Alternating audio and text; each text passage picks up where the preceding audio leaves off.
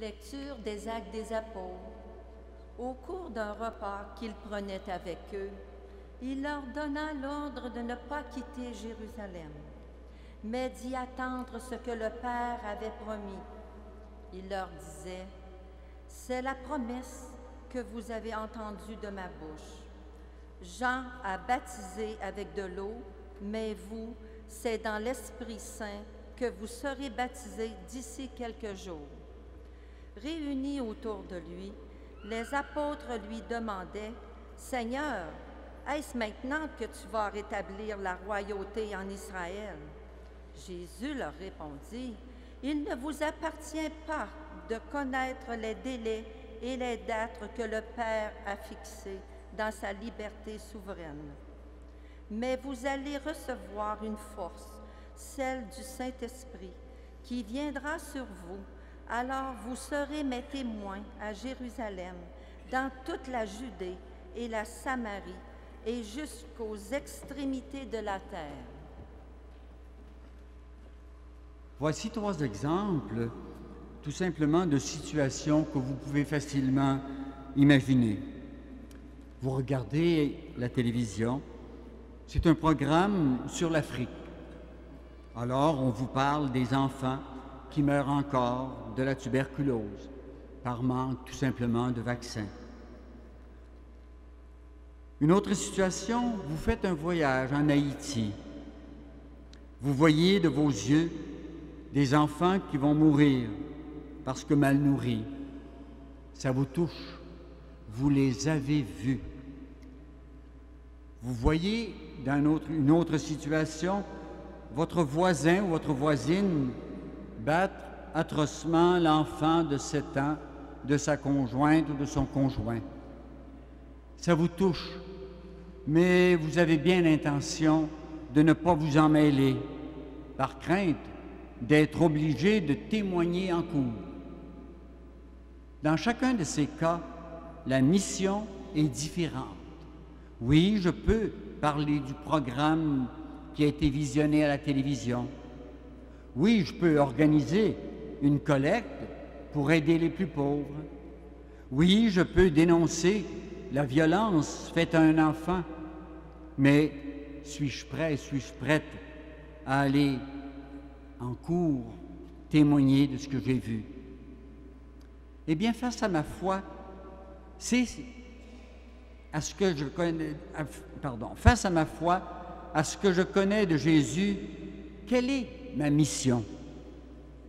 Témoigner de ce que je vis, pas seulement de ce que j'ai vu.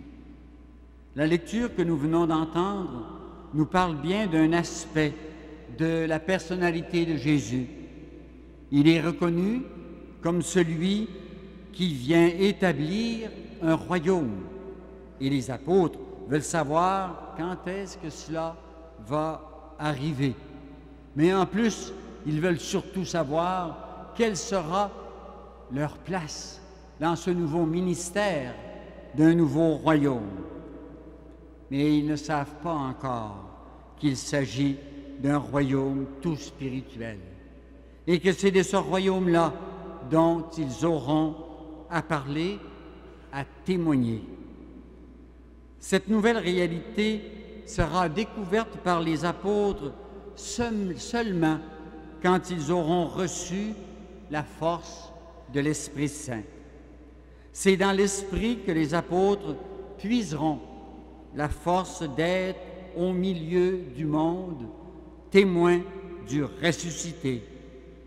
C'est aussi ce qui nous est offert.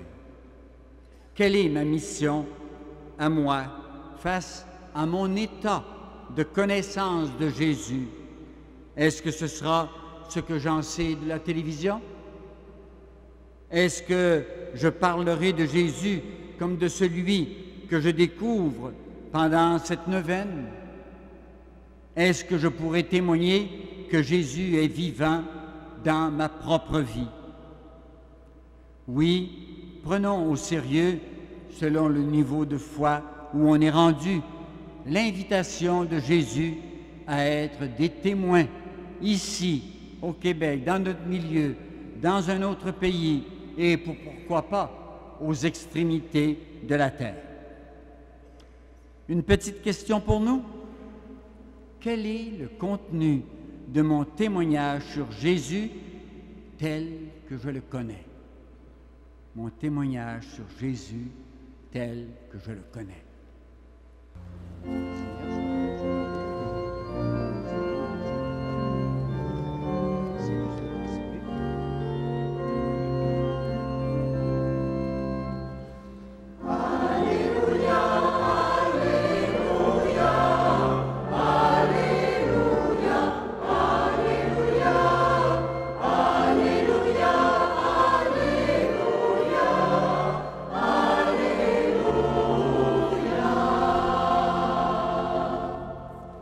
Allez, enseignez toutes les nations. Et moi, je suis avec vous tous les jours jusqu'à la fin du monde. Alléluia, Alléluia, Alléluia, Alléluia, Alléluia,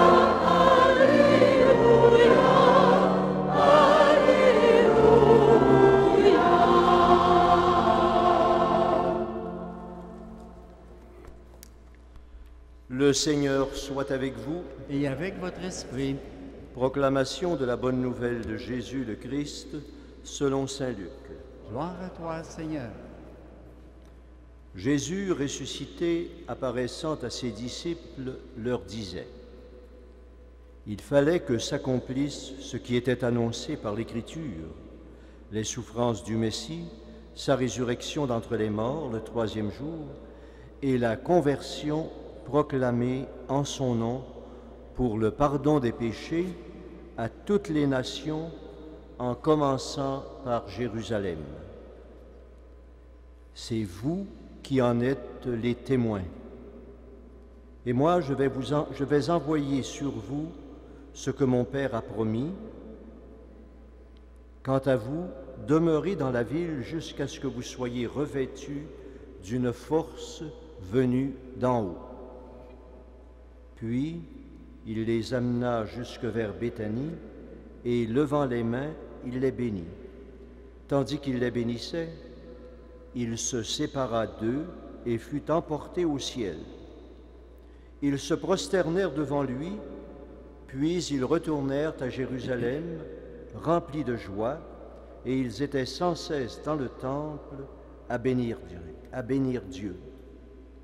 Acclamons la parole de Dieu. Louange à toi, Seigneur Jésus.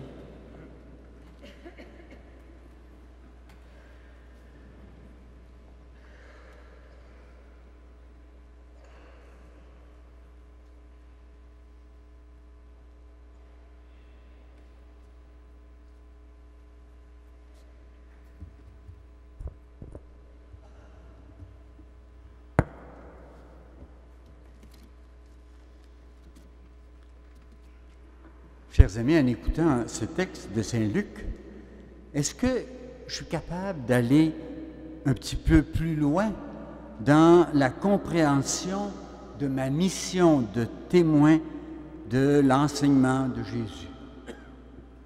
Tout à l'heure, dans le texte des Actes des Apôtres, le même auteur établit une dynamique qui est nouvelle. Dieu fait jaillir la vie de la mort par la résurrection de Jésus et donne la mission d'aller dire cette bonne nouvelle ailleurs qu'à Jérusalem.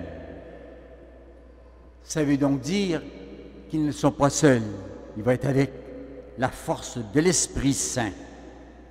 Maintenant, Jésus leur dit qu'en s'élevant vers le ciel, il révèle le sens de sa propre histoire. Il a enseigné le royaume, l'autre vie, la vie spirituelle.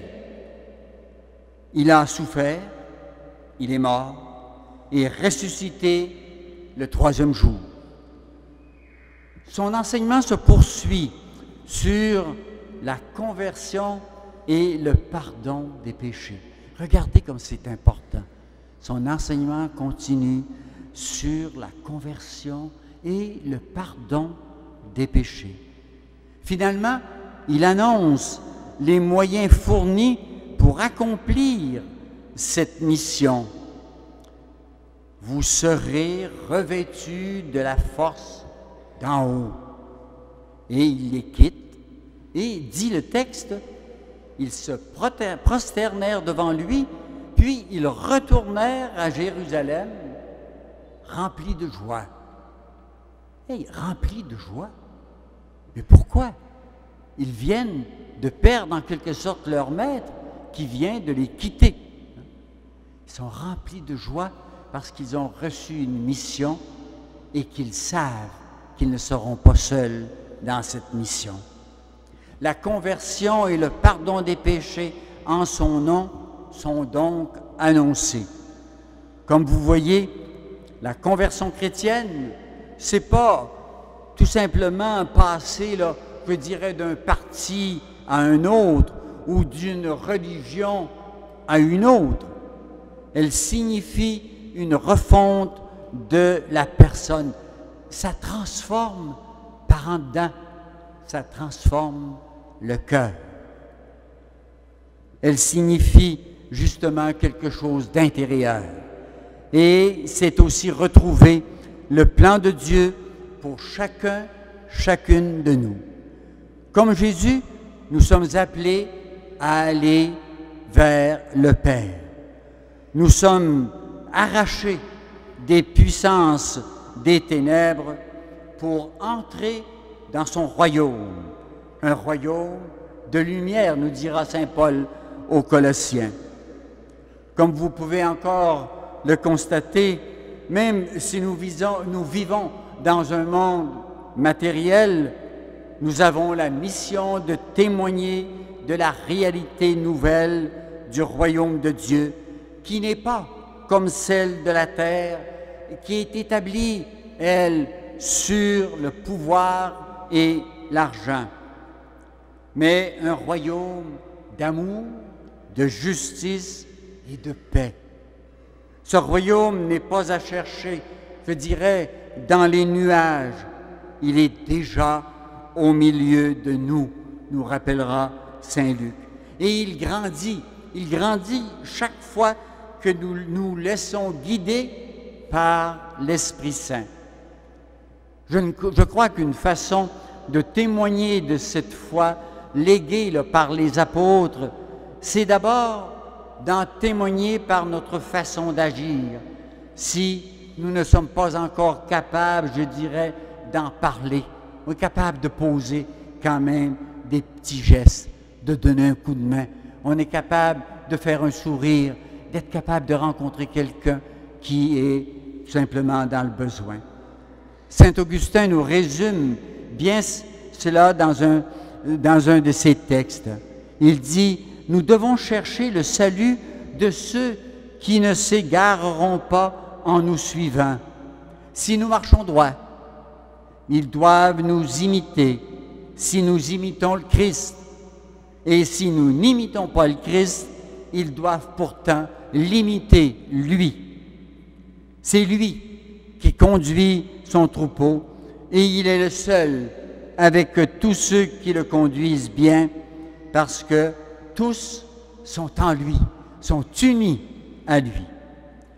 Saint Augustin continue en citant Jésus lui-même, « Que vos actions brillent devant les hommes, afin qu'en voyant ce que vous faites de bien, ils glorifient votre Père qui est dans les cieux. » C'est-à-dire qui nous a fait ce que nous sommes, car nous sommes le peuple de son pâturage, nous sommes les brebis guidées par sa main, et que vos actions brillent devant les hommes. Si tu ne troubles pas l'eau de ton cœur, tu reconnaîtras ici la paix des Écritures. Oui, on peut troubler l'eau de notre cœur par des mauvais désirs, des désirs de vengeance, de la colère qui nous habite. Et toi aussi, tu trouveras la paix. Nous aussi, nous avons reçu au baptême et à la confirmation l'Esprit Saint qui nous invite à témoigner de la foi que nous vivons aujourd'hui. Et de façon particulière dans toutes ces rencontres que nous avons pendant la neuvaine. Oui, je dois bien aujourd'hui vivre toute cette foi-là de plus en plus dans mes comportements, dans ce que je suis. Une petite question, comme d'habitude, hein? Dans ton cheminement de foi, de quoi peux-tu témoigner en action ou en parole? En action ou en parole.